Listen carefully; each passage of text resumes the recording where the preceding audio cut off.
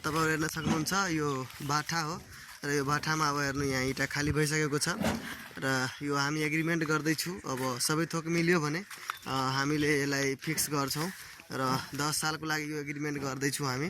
अब 10 सालसम्म हामी यही इटा बेच्ने व्यापार चाहिँ स्टार्ट गर्ने छौं भन्ने अब अहिले चाहिँ कुराकानी हुँदैछ। 2-3 वटा भट्टा हेरेको छु। अब कुन एउटा भट्टा चाहिँ मन पर्छ हामीलाई त्यो भट्टा चाहिँ हामी तपाईलाई अर्को भिडियोमा लिएर आउँछु कि हाम्रो फिक्स भइसक्यो भनेर। तर यो पनि हामी फिक्स गर्नको लागि नै आएको छु। अब हेर्नु यहाँ पुरै इटा बिकिसकेको छ। अब अहिले चाहिँ एग्रीमेन्ट गरेर सबै थोक प्रक्रियाहरू पूरा गरेर नामसारी गराएर नासा इटा उद्योग भनेर नाम लेखाउँछु र यदि नासा इटा प्रोडक्सन हुन थाल्छ भने तपाई यो बुझ्नुस् कि यो एकदमै 1 नम्बर इटा आउनेछ। राम्रो इटा हामी तपाईहरुको लागि प्रोवाइड गर्नेछु। तर कति सक्दो कति दिनमा एग्रीमेन्ट बन्छ त्यो कुरा फिक्स गरेको छैन अहिले।